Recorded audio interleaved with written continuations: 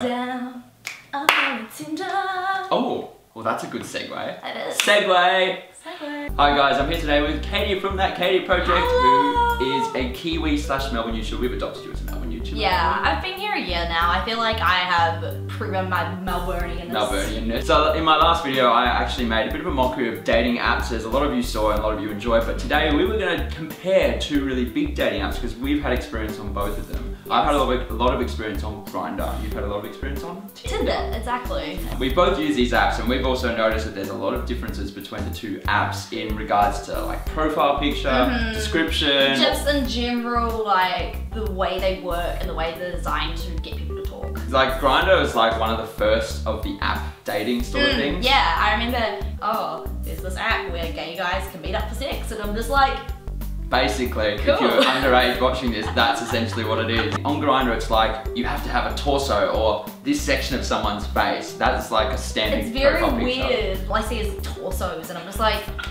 polished, chiseled body. like, you occasionally get some polished torso bodies on Tinder, but I feel like it's a lot more like photos with like people with their mates, or like with the girls I find it's more selfies, you know. Photos of animals. So many guys use animals as like who are women. The clickbait. It's hard to just find a normal photo. It makes you ask the question whether or not they're real. Like, there are so many fake profiles on Grindr, whereas I find Tinder kind of maybe gets around that a bit because it like connects to your social media. Yeah, because Tinder matches in with your Facebook. It pulls their first name, their age, and like profile pictures from Facebook, and then you can see like mutual friends, mutual Facebook likes, that sort of thing. It seems like Tinder's like been designed to try and fit into everyday life. Yeah. As it is. Oh, definitely. Grindr is like, there have been people tell me stories of like really bad things happen on Grindr, but then again, on the flip side, I've met some really great people on Grindr. You just need to be smart with how you use it. Exactly. I mean, there's people, like there was some horror stories.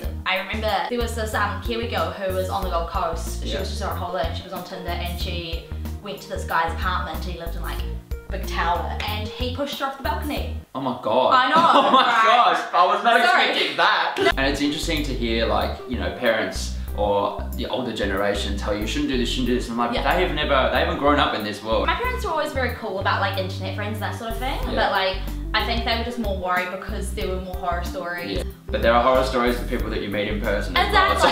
Just put it into balance. Exactly. I remember when I first got Grindr years ago, and it was like looking at a catalogue. It's like, oh, I've opened a catalogue, who do I choose? And it does kind of make you feel bad, 'cause it's like you do become a bit shallow because it is based on its cover, so to speak. It is a bit vain in the whole, you know, swipe left, swipe right, and you make, you know, judgments based on appearance, but at the end of the day, both of you swipe right to each other. Hypothetical profiles, like, so our Tinder profile, so I'd be with my bros, that would be my main photo, or my mates, But then like, there'll be like a photo of you and your mates like looking sharp in suits, like with drinks, like the races or something. Or because you're like a filmmaker, you're a little bit artsy, you might have like a selfie as well. Oh, okay, You might have a selfie, but like not like an overly vain selfie, just like with like a million filters. Just like a cash selfie. Yeah, like cash selfie. selfie. That's my tip. And your Tinder photos would be, there'd have to be a selfie.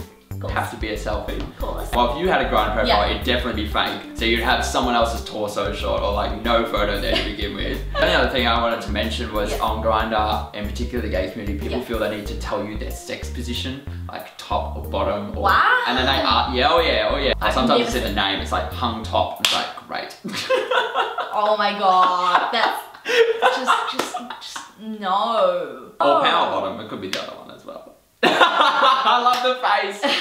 If you are sort of a bit younger and you haven't used these apps before, I encourage you to use them, but obviously use some caution. Use your brain, okay? Because there are some assholes out there. You might be the good person, but there are idiots out there. Katie's internet dating tips: meet them in person, like in public. I was gonna say. Yes, in public. In public.